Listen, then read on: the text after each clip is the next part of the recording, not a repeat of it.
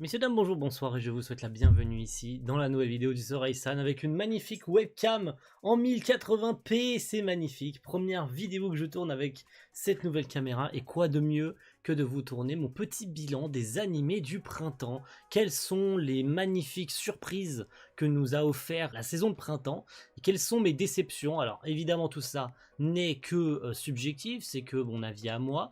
On va décortiquer ça en 3 points, notamment les animés que j'ai terminés, les animés qui sont encore en cours, parce qu'il y en a un d'ailleurs que je regarde en VF, et puis évidemment celui que vous connaissez, qu'on continue en live reaction, mais on en parle évidemment. Ça sera qu'un tout petit point puisque je le fais en réaction, donc ça sert à rien, et je tape dans le micro d'en parler pendant 8 ans. Et évidemment, en dernier point, les animés que j'ai drop, parce que oui, il y a 2 drops pour moi cette saison de printemps. Commençons avec la petite liste que j'ai comme d'habitude. Alors, commençons par Boku no Kokoro Yabai Yatsu, The Danger in My Heart, véritable banger, véritable découverte. Je pense que personne, de par le synopsis de la série, ne pouvait s'imaginer à quel point la série serait absolument incroyable. Il y a un vrai message derrière cette œuvre, notamment à travers les 2 personnages principaux que sont Ishikawa et Yamada. Donc ça a l'air comme ça d'être quelque chose d'assez dark, avec un Ishikawa type Dark Sasuke qui veut tuer Yamada. Il n'en est rien, hein. C'est une romance dans laquelle on va apprendre que Ishikawa tombe amoureux de Yamada, ça semble plutôt logique, mais c'est son côté Dark Sasuke, un peu le mec qui lit des livres sur les meurtriers, etc. Bon, c'était pas très accrocheur au niveau du synopsis, et en fait, dès que tu arrives à passer outre les 2-3 premiers épisodes, en fait, tu retombes dans ce qu'il se fait de mieux au niveau des romances.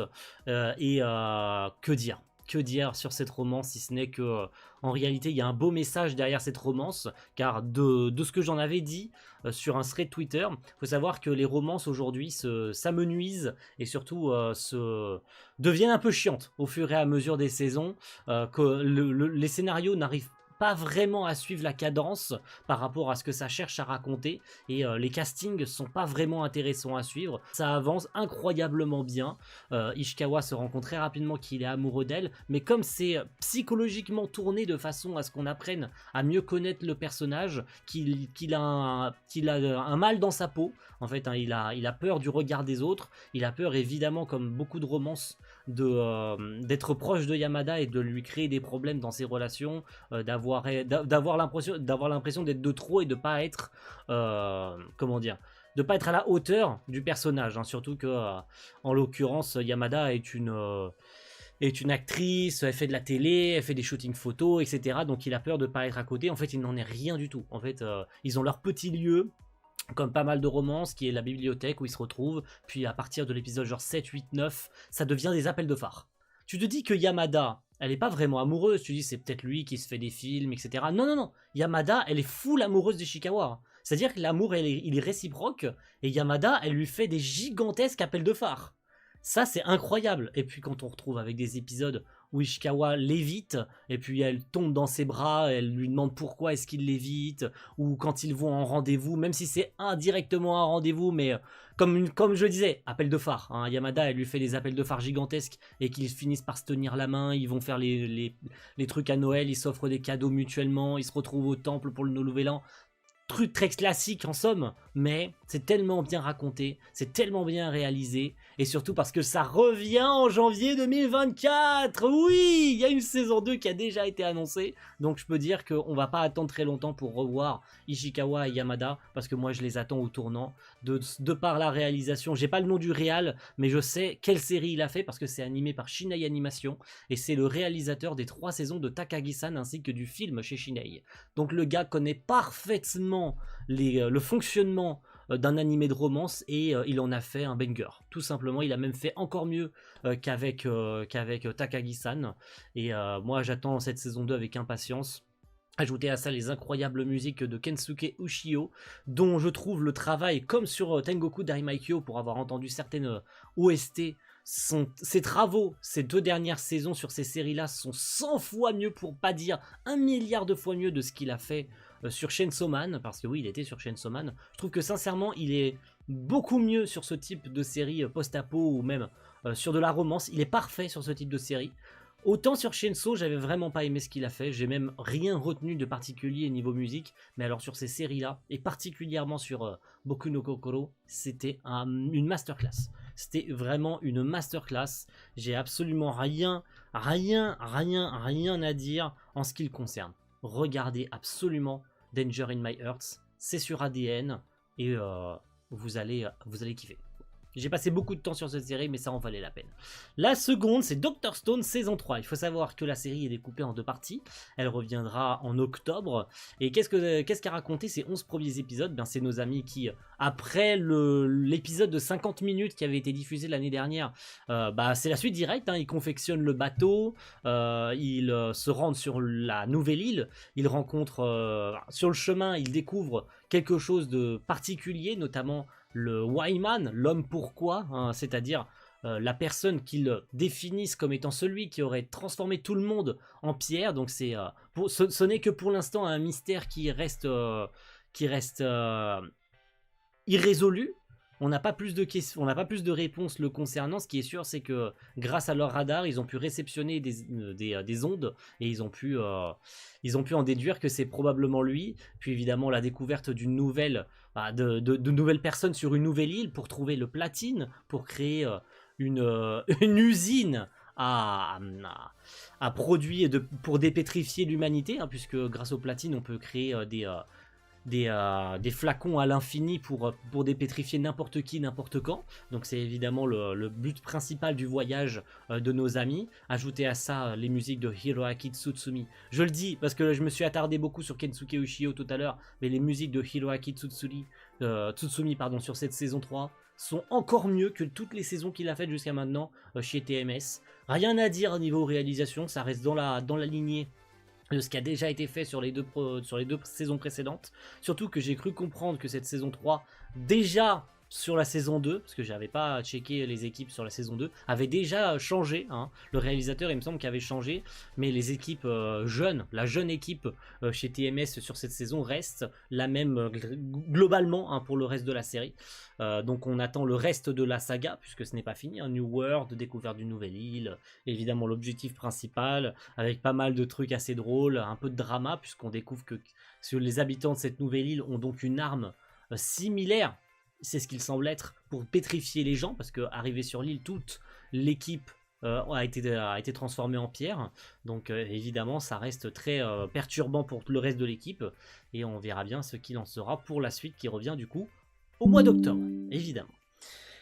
Demon Slayer, saison 3. Alors, ça a fait couler énormément d'encre, je m'en doute. Ufotable, pour moi, je le dis direct, on perd pas de temps là-dessus, a fait une masterclass. Ils avaient promis, ils avaient fait des promesses, ils avaient annoncé des choses et ils ont tenu très largement leur pari.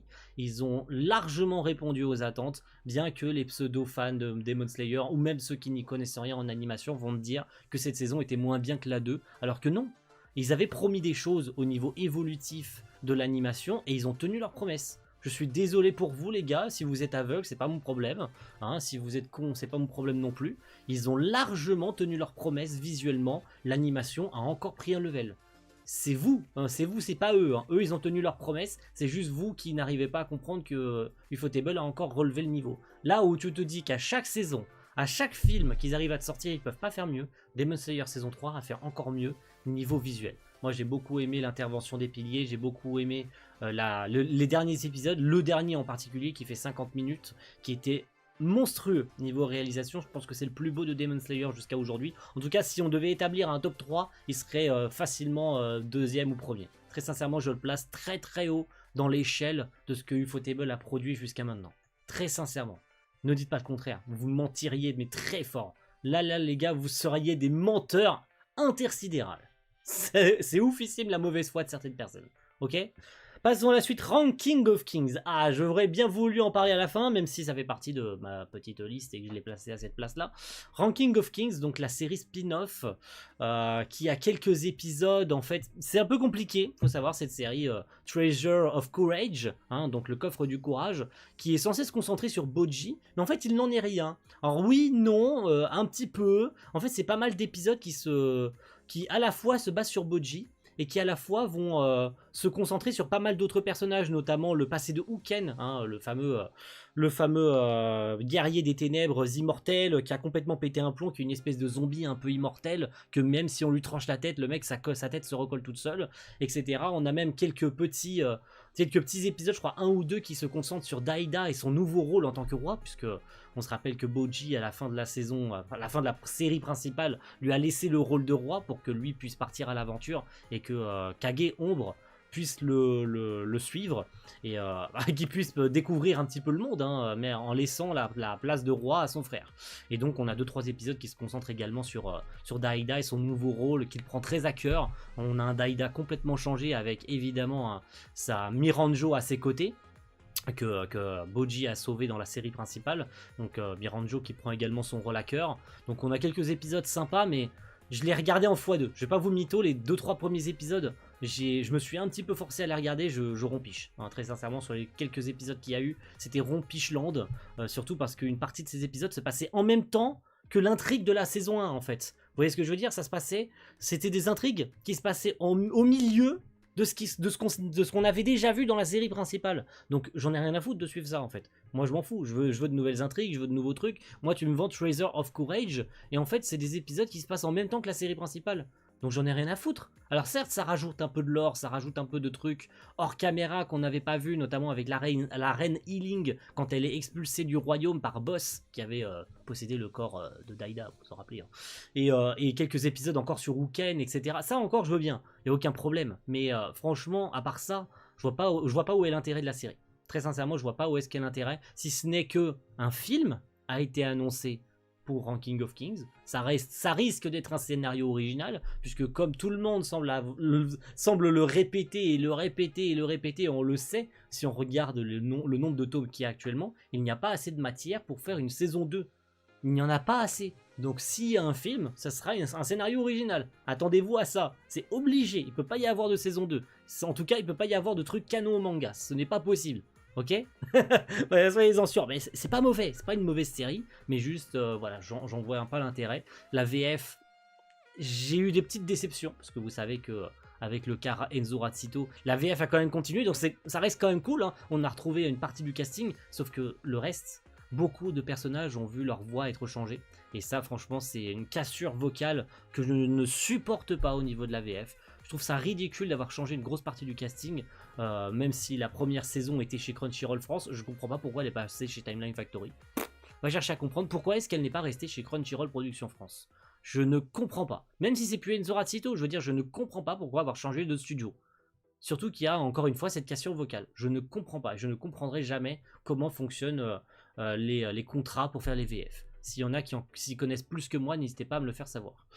Konosuba, le spin-off sur Megumin, je vais pas y passer 300 ans puisque je l'ai fait en live reaction sur la chaîne, une masterclass. J'ai kiffé du début à la fin, surtout que derrière, à la fin de la série, qui vient se raccoler à la série principale, puisque vous savez que elle finit par rejoindre la ville d'Axel, hein, la ville des débutants, la ville des aventuriers. Donc elle finit très bien par croiser Kazuma et Aqua. Donc vous vous doutiez bien que les derniers instants de la série, ça allait être sa présentation à Aqua et Kazuma, et qu'elle allait rejoindre le groupe. Ça semblait plutôt logique, tout le monde savait comment ça finirait, et je dois dire que c'est fait avec brio. Donc c'était trop cool de savoir que, ah tiens, ça, on ne pouvait pas se douter, ça, et était là, et ah, on voyait ce personnage là, et etc. Et les quelques petites références à ce qui arrivera un peu plus tard dans la série principale, notamment avec certains persos, etc., qu'on voit vite fait en arrière-plan. Mais sinon, une excellente série réalisée par le studio Drive, et surtout parce que la saison 3 de la série principale, donc de Konosuba, hein, là on parle de Bakuenwo, donc une explosion sur ce monde merveilleux, mais la série principale, quant à elle, après 2 saisons et un film, revient en 2024, l'année prochaine. Ouais, l'année prochaine, on va être chargé. On dit ça tous les ans, mais l'année prochaine, on va être chargé. Voilà, ok. Et j'espère que Crunchyroll, avec les problèmes de diffusion qu'il y a eu avec Bakuenwo, n'aura pas ce même problème avec la série principale, la saison 3, qu'ils pourront acquérir la série tout de suite. En tout cas, qu'ils pourront vraiment l'acquérir tout de suite sans aucun problème de diffusion, et qu'on n'ait pas 8 semaines de décalage. Vous voyez ce que je veux dire? C'est ce qu'il y a eu avec Bakuenwo. Il est arrivé sur Crunchyroll avec 6 ou 7 épisodes de retard. Et après, ils ont réussi à avoir la diffusion pour les 3 derniers, ils ont réussi à avoir le simulcast. Donc en espérant que ça n'arrive pas pour la saison 3 qui arrive. Et surtout qu'il y ait une VF aussi. Parce que Bakuenwo n'a pas de VF. Ça c'est dommage. On espère que Crunchyroll pourra la faire plus tard. Surtout avec la série principale qui elle a une VF. Autant côté saison 1, saison 2 que le film. Donc ça serait dommage que le spin-off sur Megumin, ce spin-off n'ait pas de VF. Surtout pour les gens qui voudraient le regarder et qui adorent la VF, surtout parce que la VF est cool. Donc ça serait dommage. Megami no Café Terrasse de Tezuka Productions. Alors, je vous avais dit, il y en a qui vont me trouver des excuses parce qu'ils vont aller regarder la vidéo où j'ai parlé de Megami. Ils vont me dire mais je comprends pas, t'avais dit que tu regarderais pas cette série. J'ai jamais dit que je regarderais pas cette série. J'ai dit que je lui laisserais sa chance, que ça ne me donnait pas envie. Les visuels ne me donnaient pas envie. Les premiers teasers ne me donnaient pas envie. Mais il fallait absolument que je lui donne sa chance parce que c'est tiré d'un manga de Kuji Seo. Oui, c'est tiré du manga Megami no Café Terrace de Kuji Seo, auteur de Fuka, auteur de Hitman les coulisses du manga, auteur de Suzuka, auteur de pas mal de mangas romance et un manga de musique avec Fuka, je le disais à l'instant, que j'ai énormément apprécié, que j'ai dans ma mangatech. J'ai Fuka et j'ai Hitman les coulisses du manga, et Megami no Café Terrace arrive en ce mois de juillet, le 5 juillet chez Pika Édition. Donc il fallait au moins que je jette un œil à cette série, quand bien même je finisse par dropper. De toute façon, il y a le manga qui arrive très bientôt. Qu'est-ce qu'il en est? J'ai fini la série. Voilà, j'ai réussi à aller jusqu'au bout. Tezuka Productions m'a surpris par la qualité de la série. Je m'attendais pas du tout à ce que la série reste si constante au niveau de la qualité, surtout au vu du nombre pharaonique de directeurs de l'animation sous-traités quasi 100% en Corée. Donc on s'est dit non mais c'est pas possible. La Tezuka Productions, on savait d'avance que ça allait être une catastrophe. Et pourtant, forcé de constater que la série a su être très correcte au niveau de sa qualité. Au niveau scénario, ça, vraiment, ça ne casse pas trois pattes à un canard. Ne cherchez pas la nouveauté. C'est classique, c'est même cliché à mort. Ça pourrait s'appeler quintessentiel, quintuplets, mais sans que les héroïnes soient des jumelles. Vous voyez ce que je veux dire? C'est quintessentiel, quintuplets, mais sans les jumelles. C'est chacune des meufs à sa propre, son propre caractère. L'une qui est pas vraiment amoureuse, mais finissent tous par tomber plus ou moins amoureuses d'elle. Enfin de lui plutôt, du héros en l'occurrence, Hayato. T'as le petit flashback de merde dans l'épisode final qui te dit, enfin dans le futur, hein, t'as un flashback, enfin un flash forward du futur qui te montre notre héros qui est toujours dans le même endroit, surtout quand il dit dans cette même scène, ouais je sais pas si dans 10-15 ans je serai toujours au même endroit. Puis t'as un flash forward de lui qui est toujours au même endroit et qui a une fille. Donc lui qui a genre 40 ans, qui est toujours dans le café, donc qui a toujours très probablement le café, et qui a une fille. Et évidemment, ça sert à quoi tout ça? Bah c'est pour te dire, bah du coup c'est qui la mère de cette fille? C'est qui la mère? C'est forcément une des 5, obligé. Surtout quand cette même fille prend la putain de photo et qui dit « Ah c'est maman sur la photo, mais c'est qui ?» C'est qui? Alors, il y a peut-être des indices qui laissent, notamment la couleur de yeux, qui peuvent laisser penser de c'est qui la maman de la jeune fille, et surtout quelle est la femme de Hayato, en l'occurrence, puisque ça finira forcément par être une des 5, hein, la maman et la femme. Donc ouais, c'est genre classique à mort, il n'y a rien d'original, mais comme c'est un manga de Kuji Seo, moi j'adore la façon dont c'est dessiné, j'adore le fanservice que lui met en place, les femmes sont incroyablement belles, et je kiffe ses œuvres. Ça veut pas dire que Megami sera placé très haut dans ma barre des œuvres que j'aime chez Kuji Seo, mais on va dire que l'animé était pas mauvais.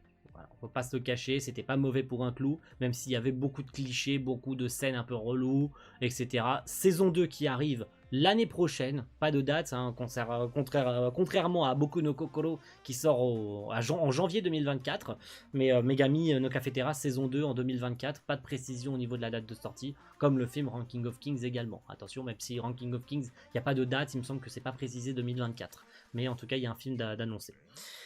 Tonikaku Kawaii saison 2, là par contre c'est une vraie déception, je le cache pas, jusqu'à maintenant toutes les séries que je vous ai dit, alors à part Ranking of Kings j'ai également été déçu concernant tout l'intérêt autour de la série.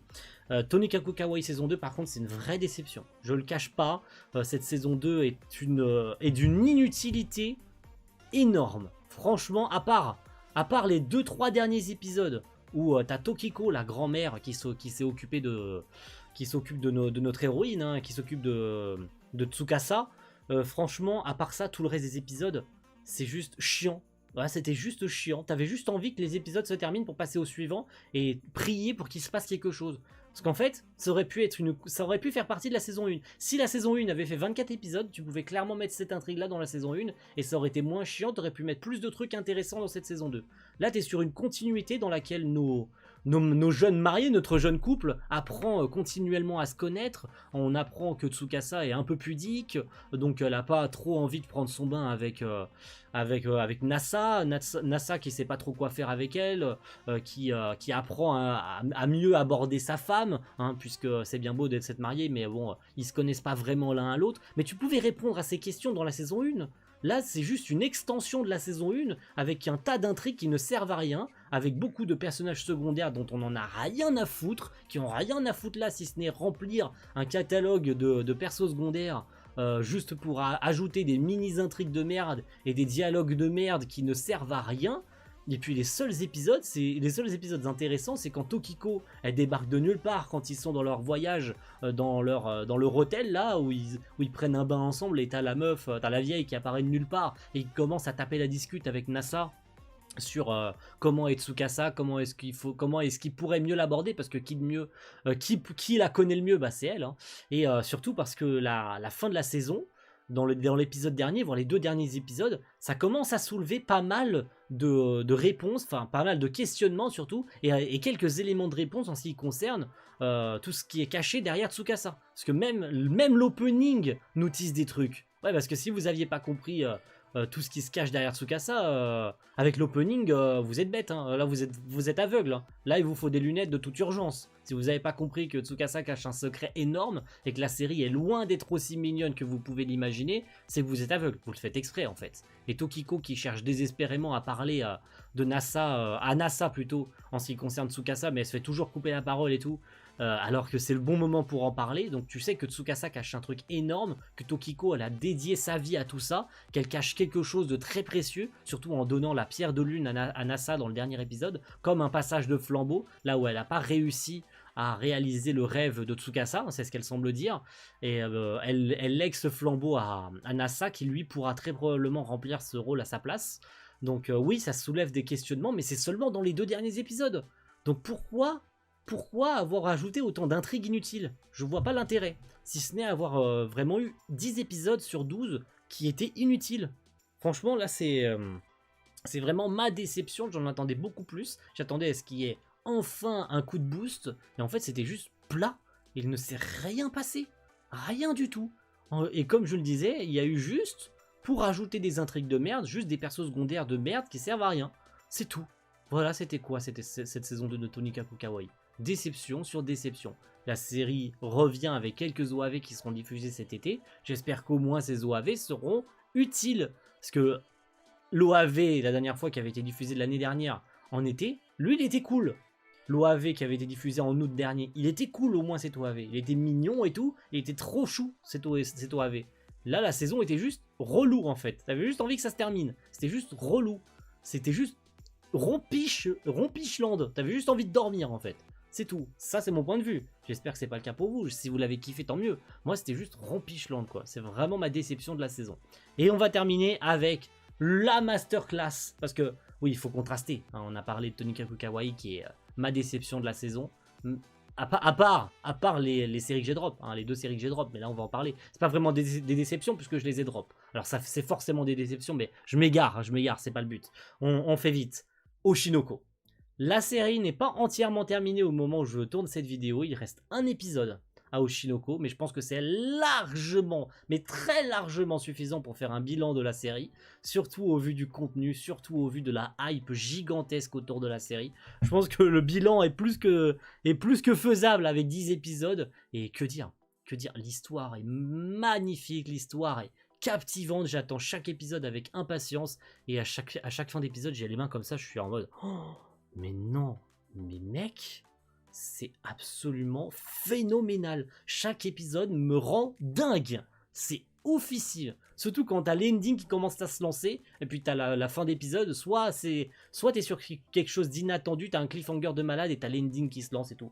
Il faut qu'ils refassent exactement la même chose. Là, franchement, Doga Kobo, là où tous les gens avaient des doutes sur les capacités de Doga Kobo et des équipes qui seraient en charge de cette série, je pense qu'ils ont tous retourné leur veste. Tous, absolument tous, avec surtout le premier épisode qui avait fait 1h20 pour bien entamer toute la série, pour adapter tout le tome 1, si j'avais cru comprendre, que l'épisode 1, qui faisait 1h30, avait adapté tout le tome 1, donc tout ce qui concerne Ai, pour enclencher la véritable intrigue du manga, même si on n'y est pas encore, mais ça ne m'étonnerait pas que dans la semaine, lorsque l'épisode sortira mercredi, on ait l'annonce d'une saison 2. Franchement, ça ne m'étonnerait pas si elle n'est pas déjà annoncée, j'en ai pas le souvenir, mais je veux dire, ça me semble tout à fait normal, tout à fait logique au vu de la popularité explosive de la série qu'ils annoncent une saison 2, quoi. Ça serait un massacre, ça serait une catastrophe mondiale s'ils annoncent pas de saison 2.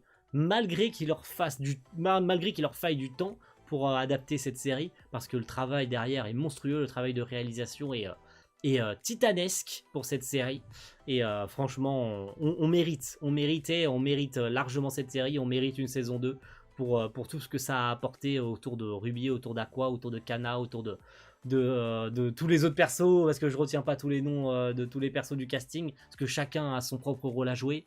Et franchement, Oshinoko, la masterclass de la saison. Alors la masterclass.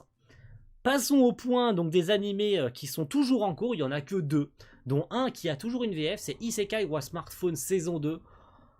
Ça fait passer le temps. Ça fait passer le temps. Je regarde la série en VF parce que j'avais découvert la première saison en VF. Ça fait passer le temps.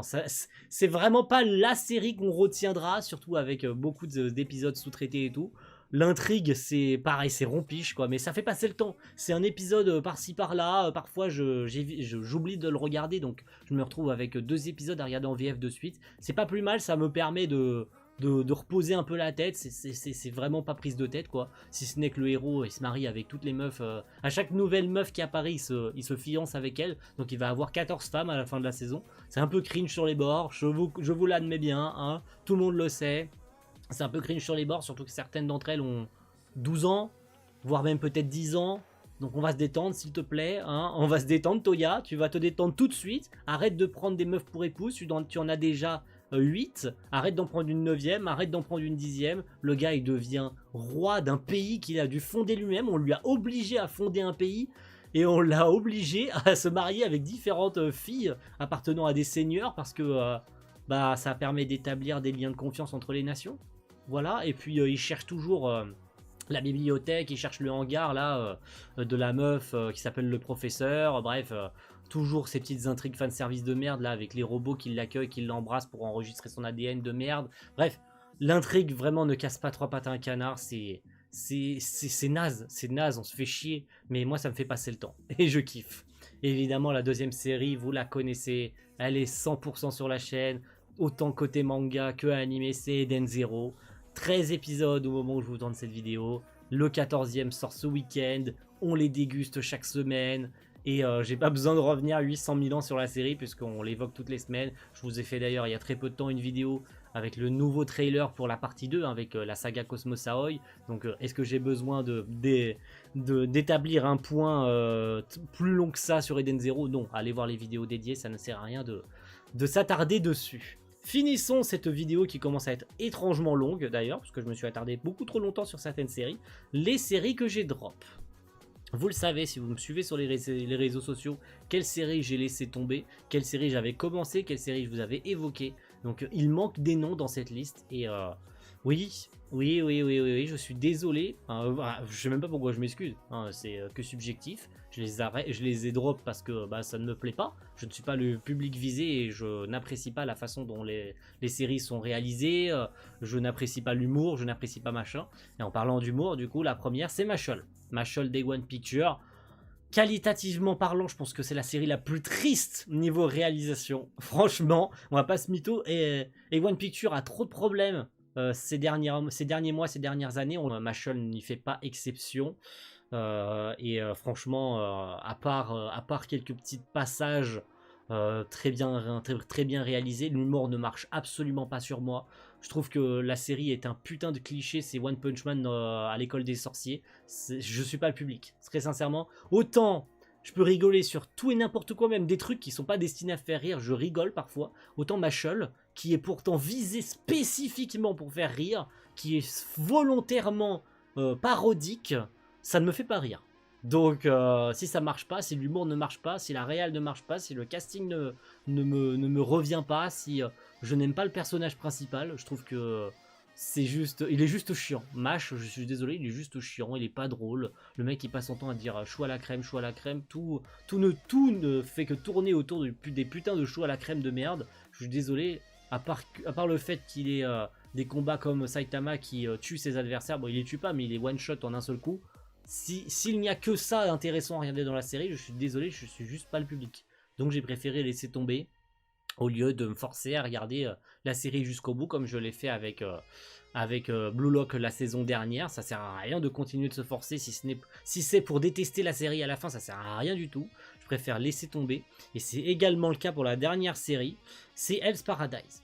C'est bien beau. Alors là par contre c'est un petit mea culpa dessus. Je vais vous dire des trucs qui vont peut-être pas plaire à certains, mais encore une fois, c'est que subjectif. Ça fera 800 fois que je le dis, mais c'est jamais suffisant. Puisqu'il y en a qui font la sourde oreille et qui font genre, j'ai pas entendu, genre tu l'as jamais dit dans la vidéo et tout. Arrêtez de faire les aveugles et encore moins les sourds. C'est bien beau d'apposer le putain de logo de Mappa. Mais quand t'as pas les équipes pour faire une série, quand tu abandonnes dès la pré-production ta propre série, quand tu laisses tomber les artistes sur ta putain de série alors que tu l'estampilles Mappa, comment tu veux t'en sortir en fait? Hell's Paradise était terriblement mauvais déjà de par son trailer pré-animé. On savait déjà dès le putain de trailer que c'était une catastrophe niveau production. Absolument aucune communication sur la série en 9 mois depuis le premier PV. Certaines séquences du PV réutilisées pour la série avec un compositing différent.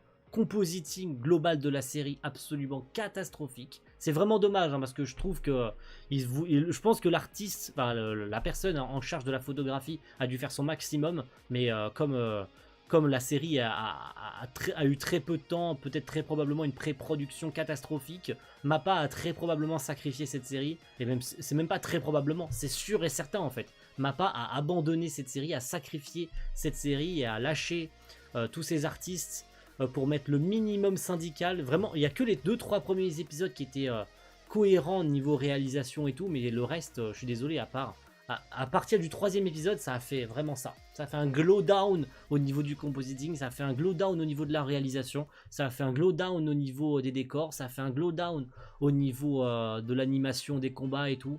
Je suis désolé, mais à un moment donné, c'était juste affreux à regarder. C'était juste tout simplement affreux et j'avais plus envie de m'infliger ça en fait. Si c'était pour continuer, en fait, je ne voyais que le mal. Donc si tu ne vois que le mal, si tu n'arrives même pas à suivre la série, si tu n'arrives même pas à suivre le scénario, tellement tu tournes de l'œil partout en regardant le moindre défaut, ça sert plus à rien de continuer en fait. Ça sert plus à rien si ce n'est que l'intrigue ne m'a pas plus attiré que ça. Je trouve que les héros, bon, à part qu'il y ait un casting vocal sympa, je suis désolé, l'intrigue ne me revient pas plus que ça. J'ai pas été plus, je ne suis pas rentré dedans, je suis pas intéressé par l'intrigue, donc je vois pas l'intérêt de continuer en fait. Voilà, c'était mon bilan des animés du printemps. Voilà, j'espère que ça vous a plu, messieurs dames. Merci à tous d'avoir suivi cette vidéo. N'hésitez pas à me donner votre avis en ce qui concerne les animés du printemps, ce que vous avez regardé, ce que vous continuez à regarder, ce que vous comptez démarrer, parce que vous n'avez peut-être pas eu le temps de commencer comme moi, qui va peut-être checker ce que j'ai loupé, parce que ça se trouve, il y a des masterclass que j'ai loupé et que faudrait que je regarde en intermittence des séries de l'été qui arrivent, etc. Et puis, quelles sont vos déceptions, qu'est-ce que vous avez drop, etc., comme le reste. Et puis quant à nous, on se retrouve très vite la saison prochaine pour faire un bilan des animés de l'été 2023. Ciao tout le monde.